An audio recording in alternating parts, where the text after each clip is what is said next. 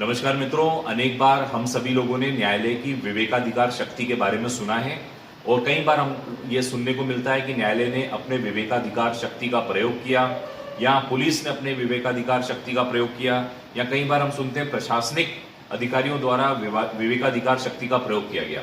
तो ये discretionary power होता क्या है, ये विवेकाधिकार शक्ति क्या होती है, आइए इसे समझते हैं आज के इस वीडियो लेक्चर में। आप सभी का स्वागत है यूट्यूब चैनल लॉ इजी में और today's topic is discretionary power of the court. तो आज हम समझने वाले हैं न्यायालयों की विवेकाधिकार शक्ति, जिसे हम इंग्लिश में कहेंगे discretionary powers of the court, न्यायालय की विवेकाधिकार शक्ति। आइए स्टार्ट करते हैं। सबसे पहले डिस्क्रिशन, व्हाट इज डिस्क्रिशन? ये डिस्क्रिशन क्या होता है? इस डिस्क्रिशन को सामान्य भाषा में विवेक कहा जाता है। हम सभी को पता है कि प्रत्येक व्यक्ति में विवेक होता है। विवेक का मतलब होता है अपने हिसाब से निर्णय लेना, यानी अपने मस्तिष्क का उपयोग करके खुद की अथॉरिटी से निर्णय लेना।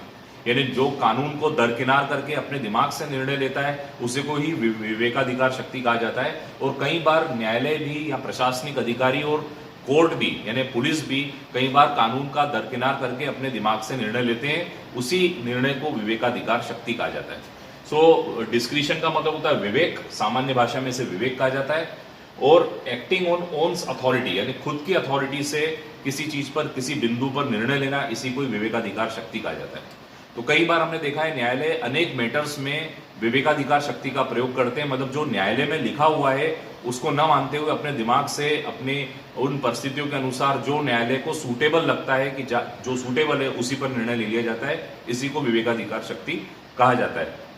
अब जैसे हम बात करें तो विवेकाधिकार शक्ति का प्रयोग सबसे पहले कोर्ट द्वारा किया जाता है। अनेक निर्णयों में न्यायालय द्वारा विवेकाधिकार शक्ति का प्रयोग किया जाता है। कई जगहों पे लॉ की इन्फोर्समेंट एजेंसियां हैं, जो कानून को इन्फोर्स करने वाली एजेंसी है, जैसे पुलिस है, सीबीआई है, सीआईडी है, इनके द्वारा भी विवेकाधिकार शक्ति का प्रयोग किया जाता है। और उसी प्रकार टॉप ब्यूरोक्रेट्स का मतलब है कि जो वरिष्ठ आईएएस आईपीएस अधिकारी हैं, जो टॉप लेवल के अधिकारी हैं, वो भी विवेकाधिकार शक्ति का प्रयोग करते हैं। कई बार हमने सुना है कलेक्टर द्वारा कर्फ्यू की घोषणा कर दी गई, तो कलेक्टर द्वारा कर्फ्यू की घोषणा विवेकाधिकार शक्ति के प्रयोग से होती है। आइए समझते हैं। विवेकाधिकार शक्ति का तात्पर्य होता है कोई पर्टिकुलर सिचुएशन, यदि कोई ऐसी सिचुएशन अराइज हुई है जहां पर यदि जज को अथवा पुलिस अधिकारी को या वरिष्ठ अधिकारी को ये लगता है कि ये एक्शन सूटेबल होगा, यानी ये काम किया जाना चाहिए, यानी उन्होंने अपने विवेक से निर्णय लिया कि इस सिचुएशन के लिए यह काम सूटेबल होना चाहिए और उनको ये लगता है कि ये काम लॉफुल है और राइट है। मतलब विवेकाधिकार शक्ति का प्रयोग करते समय ये बात जरूर देखनी चाहिए कि जो आपके द्वारा निर्णय लिया गया है वो लॉफुल है और राइट है, मतलब करेक्ट है, उसी को विवेकाधिकार शक्ति माना जाएगा। तो जजेस, आज वर्तमान में जितने भी जजेस हैं, अनेक डिसीजंस जो लेते हैं उसमें विवेकाधिकार शक्ति का प्रयोग करते हैं without following the fixed rule, यानी कानून में जो रूल्स बताए गए हैं, कानून में जो नियम कायदे बताए गए हैं या जो बिंदु तय किए गए हैं उनको दरकिनार करते हुए न्यायालय अपने हिसाब से निर्णय दे देता है। अपने हिसाब का जो निर्णय होता है इसी को विवेकाधिकार शक्ति कहा जाता है। नॉर्मली देखिए ये कहां कहां पर उपयोग होता है। वैसे तो न्यायालय समस्त निर्णयों में विवेकाधिकार शक्ति का उपयोग कर सकता है, लेकिन इन तीन मुद्दों पर तो न्यायालय विवेकाधिकार शक्ति का प्रयोग रेगुलर करता है। सबसे पहले सेंटेंसिंग का मतलब होता है सजा देना। यदि किसी अपराधी ने कोई अपराध किया है तो उस अपराध में आपने देखा होगा up to 3 year imprisonment, up to 7 year imprisonment, up to life imprisonment. तो उसमें सजा में क्या बताया जाता है कि 3 साल तक की सजा होगी या 7 साल तक की सजा होगी या आजीवन कारावास होगा। अब जैसे चोरी की हम बात करें, 378 में चोरी की परिभाषा दी गई है और आईपीसी की 378 में, और 379 में चोरी का दंड बताया गया। अब चोरी का जो दंड है उसमें बताया गया है कि यदि किसी व्यक्ति ने चोरी की और वो प्रूव हो जाता है तो उसे 3 साल की सजा दी जा सकती है, 3 साल तक की। अब न्यायालय कई बार किसी चोर को 6 महीने की भी सजा दे सकता है, किसी चोर को सजा प्रूव होने पर 1 साल की भी सजा दे सकता है, 2 साल की भी दे सकता है और 3 साल भी दे सकता है।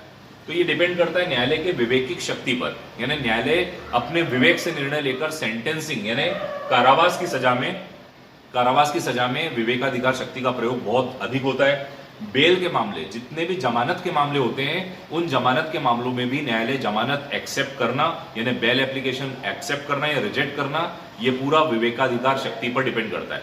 कई मामलों में हम लोगों ने देखा है धारा 307 में हाईकोर्ट तक बेल नहीं होती है और कई जगहों पर 307 में निचली कोर्ट में बेल हो जाती है। तो ऐसा क्यों होता है? बिकॉज न्यायालय की विवेकाधिकार शक्ति का उपयोग वहां पर होता है।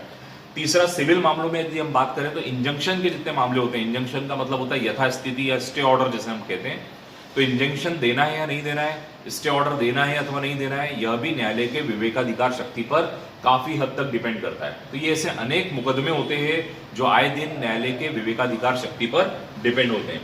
पर वर्तमान में क्या देखा जा रहा है, अब्यूज। आज वर्तमान में अब्यूज यानी इसका दुरुपयोग भी देखा जा रहा है, यानी विवेकिक शक्ति का भी तेजी से दुरुपयोग हो रहा है। अब इनका दुरुपयोग क्यों हो रहा है? हो सकता है फाइनेंशियल कारण हो या कोई फाइनेंशियल इन्फ्लुएंस हो, इकोनॉमिक कारण की वजह से। कई बार अनेक डिसीजन लेने वाले व्यक्ति पर्सनल इन्फ्लुएंस के चलते यानी व्यक्तिगत इन्फ्लुएंस के चलते विवेकाधिकार शक्ति का दुरुपयोग करते हैं। कई जगहों पे मॉनेटरी इन्फ्लुएंस के चलते यानी धन संबंधी या इकोनॉमिक इन्फ्लुएंस के चलते विवेकाधिकार शक्ति का दुरुपयोग होता है। कई बार सोशल प्रेशर की वजह से, सामाजिक दबाव प्रभाव की वजह से भी विवेकाधिकार शक्ति का दुरुपयोग होता है। तो एट लास्ट इस पे कंक्लूड करते हुए हम कह सकते हैं it requires need to reform, इसको सुधार की जरूरत है। इसमें भी विवेकाधिकार शक्तियों के लिए भी अब वर्तमान में गाइडलाइन बनने की बहुत ज्यादा आवश्यकता है ताकि विवेकाधिकार शक्ति का दुरुपयोग न हो।